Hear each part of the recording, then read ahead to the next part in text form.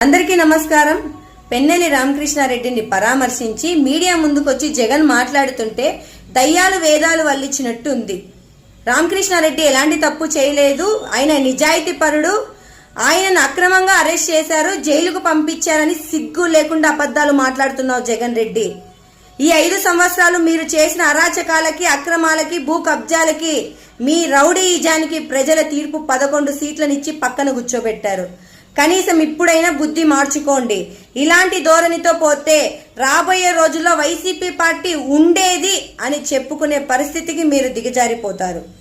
ఈ రోజు ప్రజాస్వామ్యంలో ప్రజలు తమ ఓటు హక్కును స్వేచ్ఛగా వినియోగించుకునే ఈవీఎం మిషన్ ను పగలగొట్టడం తప్పు కాదా జగన్ రెడ్డి?